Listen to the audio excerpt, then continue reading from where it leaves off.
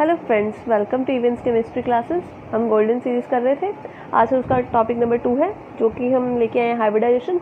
ये वो टॉपिक है बेटा जो जनरली हर एग्जाम में पूछा जाता है। इसके रिलेटेड क्वेश्चंस कितने सारे हैं वो देखो कि हमें पूछ लेते हैं अभी कि कौन सी हाइब्रिडाइजेशन है किसी कंपाउंड की, उसकी शेप क्या है, उसकी ज्योमेट्री क्या है, कितने लोन पेयर है, कितने बॉन्ड पेयर है, अगर डी यूज़ हो रहा है तो उसमें कौन सा डी ऑर्बिटल यूज़ हो रहे हैं। ठीक है, sp3d में बेंट रूल होता है, वो देखेंगे आज। sp3d2 देखेंगे कैसी ज्योमेट्री होती है, क्या होता है उसमें, सारी हाइब्रिडाइजेशन में क्या क्या है। लिमिटेशंस देखेंगे, जिस मेथड से हम हाइब्रिडेशन निकालने वाले हैं उसकी लिमिटेशन देखेंगे। ये ना हो कि हमें कोई क्वेश्चन ऐसा आ जाए और हमने इस मेथड से निकाल लिया लेकिन वो उसकी लिमिटेशन हो।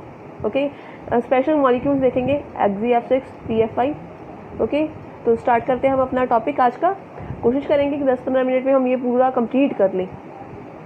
जितनी नॉलेज हम हाइब्रिडाइजेशन की ले सकते हैं हम 10-15 मिनट में ले लें, ताकि हमें बहुत ईजी हो जाए कोई भी क्वेश्चन अटैम्प्ट करना इसके related. Let's start the topic. बिना एक्स्ट्रा बातें कि हम स्टार्ट करते हैं। सबसे पहले हम देखते हैं हम कौन सा फॉर्मूला देखने वाले हैं। ठीक है, फॉर्मूला है बेटा Z=12 V + M - C + A। ये क्या है? हाफ तो पता ही है। V है valence electrons of central atom. Okay, M है मोनोवेलेंट एटम। कितने मोनोवेलेंट एटम्स अटैच्ड हैं, जैसे हाइड्रोजन हो गया, फ्लोरीन हो गया, ये मोनोवेलेंट एटम है। ठीक है, कटाइन कितना चार्ज है, ठीक है, मतलब पॉजिटिव चार्ज कितना है, अनाइन, ठीक है, कितना नेगेटिव चार्ज है। ओके, हम अप्लाई करके देखते हैं। हमें जो सबसे पहले अमोनिया की पता है ना हाइब्रिडाइजेशन कितनी होती है, हमें पता है sp3। हम अप्लाई करके देखते हैं भी ऐसा होता है, इससे निकल जाएगा। हाफ वैलेंस इलेक्ट्रॉन्स चाहिए। अमोनिया के पास कितने वैलेंस इलेक्ट्रॉन्स होते हैं? 5 होते हैं। ठीक है, प्लस मोनोवेलेंट एटम हाइड्रोजन एक मोनोवेलेंट एटम है, इसकी वैलेंसी क्या है? 1 है। ओके, कितने हैं? 3 है। ओके, उसके ऊपर कटायनिक चार्ज है? नो। अनायनिक है? नो। तो ये ऐसे, ठीक है, A/2, ठीक है, कट करके आ गया 4 आया। इसका मतलब क्या है कि sp3 4 ऑर्बिटल्स इंक्लूडेड है। अगर Z, ये Z है, ये Z अगर 2 आएगा तो इसका मतलब sp है। ठीक है, 3 आएगा sp2 है, 4 आएगा sp3 है, 5 आएगा sp3d है। ओके, ऐसे चलेगा। 6 आएगा तो sp3d2 है, 7 आएगा sp3d3 है। ठीक है, 8 आएगा sp3d4 है, 9 आएगा sp3 और d के सारे ऑर्बिटल्स यूज होंगे। ओके, निकलता है ना इससे। एक और हम देख लेते हैं, CH4। ठीक है, हाफ कार्बन के पास सेंट्रल एटम है। सेंट्रल एटम जो लेस इलेक्ट्रोनेगेटिव होता है। ओके, लेकिन हाइड्रोजन हमें पता है इससे लेस इलेक्ट्रोनेगेटिव है, लेकिन इसको क्यों ले रहे हैं? क्योंकि हाइड्रोजन और फ्लोरीन हमेशा साइड एटम्स होंगे। हाइड्रोजन और फ्लोरीन हमेशा साइड एटम्स ही होंगे। ओके, इसका स्टार्ट करते हैं। कार्बन के पास कितने वैलेंस इलेक्ट्रॉन्स होते हैं?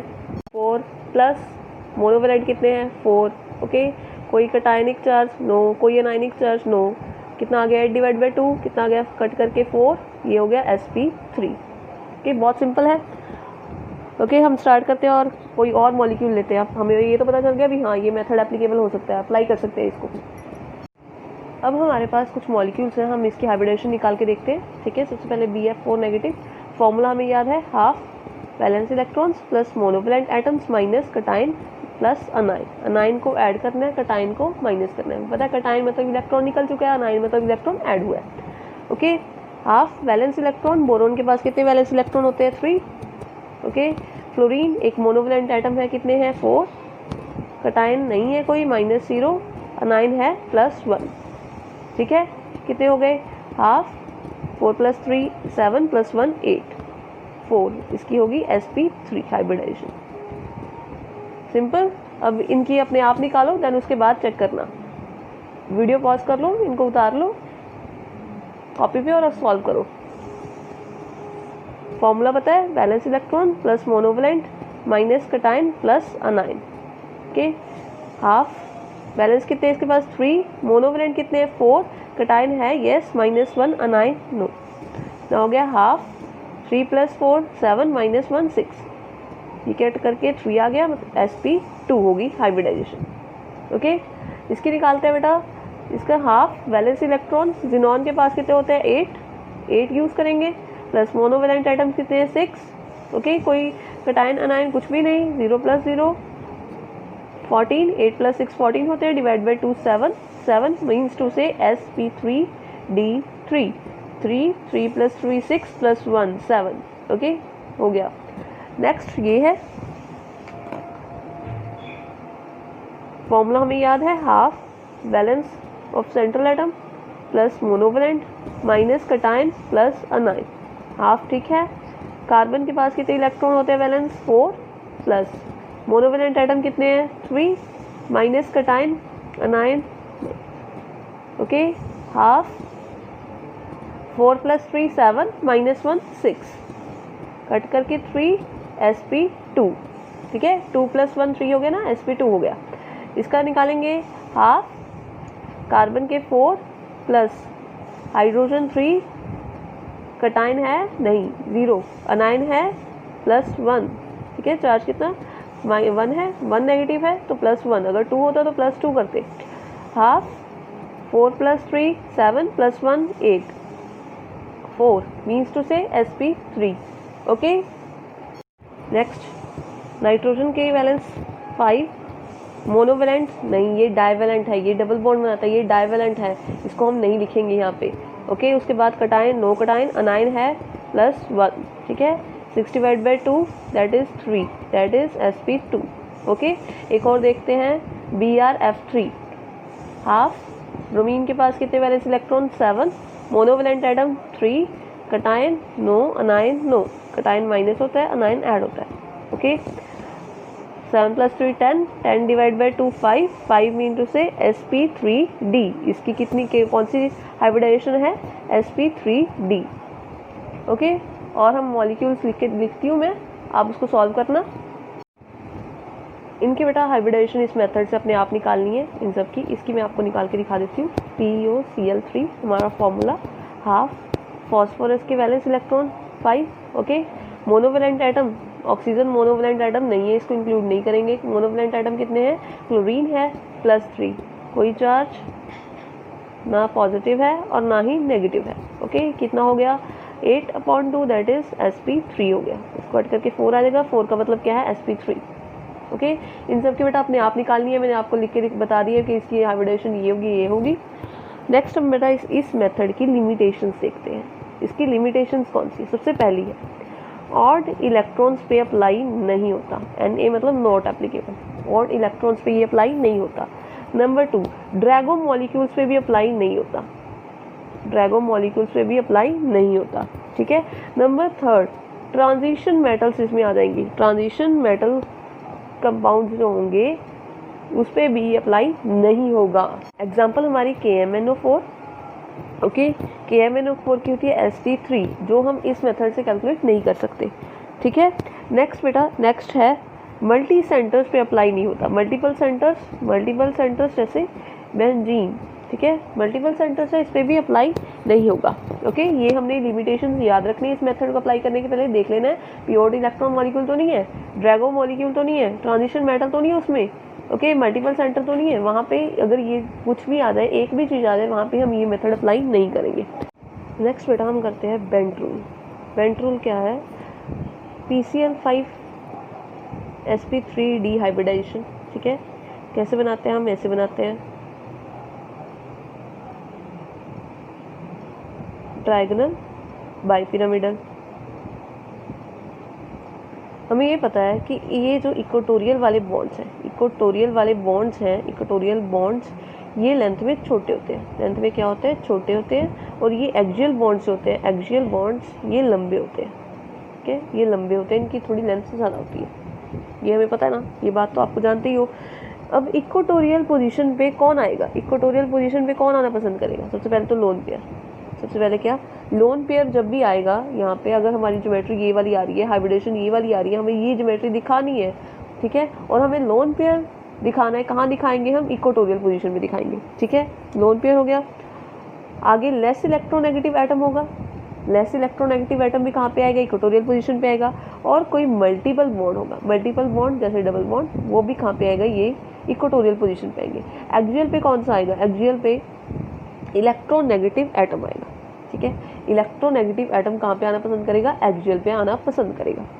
ओके, ये हो गया। अगर हमारे पास PCl4F है ठीक है, इसमें क्या होगा कि क्लोरीन एटम्स जो है कहाँ पे आएंगे, इक्वेटोरियल पोजीशन पे आएंगे ठीक है। एक्सियल पे फ्लोरीन आएगा, एक्सियल पे क्या आएगा, फ्लोरीन आएगा। ओके, ये समझ आ गया। अब हमें पता है कि ये वाला जो एक्सियल बॉन्ड होगा ये लॉन्गर होगा और जो इक्वेटोरियल बॉन्ड होगा वो शॉर्टर होगा, लेकिन हमारी एक्सेप्शन है, एक्सेप्शंस के बिना हमारी बात नहीं बनती। एक्सेप्शन है बेटा PF2Cl3, ठीक है, PF2Cl3 फॉस्फोरस सेंट्रल एटम, ठीक है। फ्लोरीन क्या है, इलेक्ट्रोनेगेटिव एटम है, हम इस तरह लगाएंगे, क्लोरीन ऐसे लगाएंगे, ऐसे लगाएंगे। हमने कहा भी इलेक्ट्रोनेगेटिव एटम कहाँ आना पसंद करेगा, एक्सियल पोजीशन पे आना पसंद करेगा, जो कम इलेक्ट्रोनेगेटिव होगा वो कहाँ पे आएगा, इक्वेटोरियल पोजीशन पे आएगा। और फिर हमने कहा कि एक्सियल वाले बॉन्ड्स लंबे होते हैं और इक्वेटोरियल वाले बॉन्ड्स जो होते हैं छोटे होते हैं। यहाँ एक्सेप्शन है, क्या एक्सेप्शन है कि इक्वेटोरियल बॉन्ड्स जो है ये लंबे बॉन्ड्स हैं, ये बॉन्ड्स लंबे हैं एज कम्पेयर टू एक्सियल से, ठीक है, लंबे हैं, एक्सियल से लंबे हैं ये वाले बॉन्ड इक्वेटोरियल, ये एक्सेप्शन है, ये याद रखनी है। PF2Cl3 में इक्वेटोरियल बॉन्ड्स जो होते हैं वो लंबे होते हैं। ओके, सिर्फ ये एक्सेप्शन है। और एक हमारा मॉलिक्यूल है PF5, ये हमारा स्पेशल मॉलिक्यूल क्यों है, ये भी इसी तरह होगा, सेम इसके ऐसे ही हाइब्रिडाइजेशन, ऐसे ही हम स्ट्रक्चर बनाएंगे, ट्रायंगुलर पिरामिडल होगा। लेकिन इसमें क्या खास बात है कि इसमें एक्सियल बॉन्ड्स और इक्वेटोरियल बॉन्ड्स दोनों क्या है, इक्वल है, ठीक है। ये वाले बॉन्ड्स जो ये एक्सियल बॉन्ड है, इक्वेटोरियल बॉन्ड्स है, इनकी सबकी क्या है, बॉन्ड लेंथ सेम है। ओके, ये बात होगी। और हम एक और हाइब्रिडाइजेशन की बात कर रहे थे, दैट इज sp3d3, ठीक है, IF7, ठीक है, IF7 इसका एग्जांपल देख लेते हैं, ठीक है। क्या होती है बेटा, ट्रायंगल बाइपिरामिडल, ठीक है, पेंटागनल बाइपिरामिडल, पेंटागन बनाते हैं हम, ठीक है, ऐसे हमने पेंटागन बनाया, एक पेंटागन बन गया, एक ऊपर बॉन्ड और एक नीचे बॉन्ड, ठीक है। ये बॉन्ड क्या है, इक्वेटोरियल बॉन्ड है, ये वाले क्या है, एक्सियल बॉन्ड है। इसमें क्या है बेटा, इसमें एक्सियल बॉन्ड्स जो होते हैं वो छोटे होते हैं और इक्वेटोरियल बॉन्ड्स बड़े होते हैं, ठीक है। एक्सियल बॉन्ड्स क्या होते हैं, छोटे होते हैं, इक्वेटोरियल क्या होते हैं, बड़े होते हैं, बस इतनी सी बात है। ओके बेटा, अब हमारी बात क्या रहेगी, हमारी बात रहेगी geometry, shape, lone pair, bond pair देखना, लोन पेयर और बॉन्ड पेयर देखना। और एक इंपॉर्टेंट बात कि हमें वो फॉर्मूला क्या था बेटा, balance electrons plus monovalent minus कटाइन plus anion. ये फॉर्मूला अगर हमें याद ना रहे, बाय चांस हमें ये फॉर्मूला याद ना रहे, हो सकता है कई लोग होते हैं उनको फॉर्मूलाज याद नहीं रहते, अगर वो याद ना रहे तो हम क्या करेंगे, क्या तब हम हाइब्रिडाइजेशन नहीं निकाल पाएंगे? तो ऐसा बिल्कुल नहीं है। तो हम कैसे निकालेंगे, ठीक है। तो अब हम क्या करेंगे बेटा, जैसे हमें निकालनी है SF4, ठीक है, इसमें हमने देखना है ज्योमेट्री क्या है, उसकी शेप क्या है, ठीक है, उसके लोन पेयर्स कितने हैं, बॉन्ड पेयर्स कितने हैं, और हमें ये फॉर्मूला भी नहीं पता और हाइब्रिडाइजेशन भी देखनी है, तो क्या करेंगे बेटा, तो सिंपल कुछ भी नहीं करना, हमने क्या करना है, सेंट्रल एटम लिख लेना है, ठीक है। सेंट्रल एटम के पास कितने वैलेंसी इलेक्ट्रॉन्स हैं, सल्फर के पास कितने होते हैं, 6 होते हैं, 6 ऐसे क्रॉस करके लगा लिए, ठीक है। उसके बाद हमने क्या देखा कि फ्लोरीन है, ठीक है, फ्लोरीन है, कितने हैं, 4 हैं, मोनोवेलेंट है, एक बॉन्ड इसके साथ बना दिया, ठीक है। पीछे कितने रह गए, ये 2 इलेक्ट्रॉन्स का क्या बन जाता है, एक लोन पेयर बन जाता है। ओके, अब इनको हम काउंट करते हैं, लोन पेयर को हम एक काउंट करेंगे, ठीक है, 1, एक फ्लोरीन, 2, 3, 4, 5, ठीक है। क्या Z क्या आ गया हमारा, 5 आ गया। इसकी हाइब्रिडेशन sp3d2, sp3d, ठीक है, 3 + 1 4 + 1 5, ठीक है, ऐसे कैलकुलेट करेंगे। और हमें लोन पेयर पता लग गया, लोन पेयर कितने हैं, लोन पेयर है 1। ओके, अरेंज कर लेते हैं इसको, सल्फर लोन पेयर लगाया, फ्लोरीन्स लगाई, ठीक है। sp3d हमें पता लग गया क्या होगी, ट्रायंगुलर बाइपिरामिडल होगी, ठीक है, ट्रायंगुलर बाइपिरामिडल हमने बना ली। उसके बाद हमने क्या देखा कि लोन पेयर कहाँ आना पसंद करता है, लोन पेयर आना पसंद करता है इक्वेटोरियल पोजीशन पे हमने लोन पेयर लगाया, बाकी हमारे पास फ्लोरीन्स है, फ्लोरीन्स अटैच करवा दिए, ठीक है, हमारी ये बन गई, ठीक है। ये ज्योमेट्री क्या होगी हमारी, ट्रायंगुलर बाइपिरामिडल होगी, ठीक है। और शेप देखें तो शेप क्या बन रही है, सीसॉ बन रही है ना, सीसॉ ही बन रही है। अगर हमें इस तरह देखें बेटा, ऐसे एक फ्लोरीन है, ऐसे फ्लोरीन है, एक फ्लोरीन ऐसे, एक ऐसे और एक ऐसे, ठीक है, ऐसी ही है, और ये सीसॉ बन रहा है। ओके, ये क्या होगी हमारी, हमने ये ज्योमेट्री भी देख ली, शेप भी देख ली, लोन पेयर भी देख ली, बॉन्ड पेयर भी देख ली और हाइब्रिडाइजेशन भी देख ली इस सिंपल मेथड से। ओके, और एग्जांपल करते हैं, नेक्स्ट एग्जांपल देख लेते हैं बेटा हम, IO2F3, ठीक है। ठीक है। आई क्या है, iodine, iodine as central atom हमने लिख लिया। ठीक है, हमने क्या क्या देखना है इसका, हमने देखना है कि कौन सा कितने बॉन्ड पेयर हैं, कितने लोन पेयर हैं, हाइब्रिडाइजेशन क्या है, ठीक है, और इसकी ज्योमेट्री क्या है, शेप क्या है, ये हम सब चीज़ें देखने वाले हैं। ठीक है, आयोडीन है हमारा सेंट्रल एटम, आयोडीन लगाया, इसके पास 7 वैलेंस इलेक्ट्रॉन्स होते हैं, 7 वैलेंस इलेक्ट्रॉन्स लगा लिए। उसके बाद कितने हैं, 2 ऑक्सीजन है, ऑक्सीजन हमें पता है क्या है, डाइवैलेंट है, 2 बॉन्ड्स लेगा ये। ठीक है, ये यहाँ से 2 बॉन्ड्स यहाँ बन गए। फ्लोरीन मोनोवैलेंट है, 3 फ्लोरीन है, ऐसे बन गए। जेड कितना आ गया, 1 2 3 4 5, 5 आ गया, 5 sp3d। ठीक है, sp3d मतलब ट्रायगोनल, ट्रायगोनल बाय पिरामिडल। ठीक है, उसके बाद हमने ज्योमेट्री लगानी, शेप बनानी स्टार्ट की बेटा। हमें पता है कि मल्टीपल बॉन्ड्स जो होते हैं वो कहाँ आना पसंद करते हैं, मल्टीपल बॉन्ड्स इक्वेटोरियल पोजीशन पे आना पसंद करते हैं। हमने बेंट रूल देखा था। ठीक है, बेंट रूल के अकॉर्डिंग कहाँ पे आएंगे मल्टीपल बॉन्ड्स, यहाँ पे आएंगे। ठीक है, बाकी क्या है, बाकी तो बचे हुए फ्लोरीन्स ऐसे लगा लिए। ठीक है, हमारी क्या बन गई, ये शेप आ गई। ठीक है, हमने सब देख लिया। ओके, एक एग्जांपल और करते हैं। एग्जांपल कर रहे हैं बेटा हम, Cl(F4) negative, chlorine central atom, valence electron 7 लगा दिए। ठीक है, फ्लोरीन मोनोवैलेंट एटम 1 2 3 4। ठीक है, नेगेटिव, नेगेटिव है मतलब एक और इलेक्ट्रॉन लगा दो। ठीक है, एक और इलेक्ट्रॉन लगा दो। अब देखो कितने लोन पेयर हैं, एक लोन पेयर हो गया, ये कितने हुए, 2 लोन पेयर हो गए, 2 लोन पेयर हो गए। 1 इसको काउंट करिए, 2 3 4 5 6 आ गए। इसका मतलब sp3d2, 6 हो गए ना, 3 + 2 5 + 1 6। ओके, sp3d2 मतलब ऑक्टाहेड्रल ज्योमेट्री, ऑक्टाहेड्रल क्या होगी, ज्योमेट्री होगी। ओके, उसके बाद हम अरेंज करते हैं इसको, फ्लोरीन फ्लोरीन फ्लोरीन फ्लोरीन और 2 लोन पेयर्स। ठीक है, ये क्या बन रही है, ये एक स्क्वायर बन रहा है, तो जो शेप क्या होगी, स्क्वायर प्लेनर होगी। Okay, number of lone pairs 2 lone pairs, hybridisation sp3d2 geometry, octahedral geometry, shape square planar. Okay, समझ में आ गया। नेक्स्ट बेटा एक मॉलिक्यूल है हमारे पास, Xf6, ये एक स्पेशल मॉलिक्यूल है। स्पेशल हम देखते हैं जिनॉन, जिनॉन के पास वैलेंस इलेक्ट्रॉन्स 8 होते हैं। ठीक है, हमने 6 क्या लगाने हैं, फ्लोरीन्स लगाने हैं। ओके, फ्लोरीन्स लग गए। ठीक है, और एक क्या है, लोन पेयर है। हमने जब इसकी ज्योमेट्री बनाई, ठीक है, ज्योमेट्री बनाई, देखो ऑक्टाहेड्रल बनेगी। ओके, और ये क्या होगा, लोन पेयर के लिए तो जगह बची नहीं है। ठीक है, तो ये लोन पेयर क्या होगा बेटा, इस लग जाएगी यहाँ पे आके कहीं पे भी ये इंक्लूड होगा पार्शली। कैसे इंक्लूड होगा, पार्शली इंक्लूड होगा, और ये अपनी पोजीशन चेंज करता रहेगा। पोजीशन क्या करता रहेगा, चेंज करता रहेगा, कभी इधर आ गया कभी उधर आ गया। ये फ्लोरीन भी अपनी पोजीशन क्या करेंगे, चेंज करते रहेंगे, कभी इधर कभी उधर। ठीक है, इसकी वजह से ये जो इसकी शेप होती है वो होती है डिस्टॉर्टेड ऑक्टाहेड्रल। मतलब ऑक्टाहेड्रल थोड़ा सा हिल चुका है, थोड़ी सी ज्योमेट्री खराब हो चुकी है। ओके, हमने ऑलमोस्ट सब कुछ देख लिया हाइब्रिडाइजेशन के बारे में। बस लास्ट है कि कौन सी हाइब्रिडाइजेशन में कौन सा डी ऑर्बिटल यूज़ होता है। स्टार्ट है sp3d से।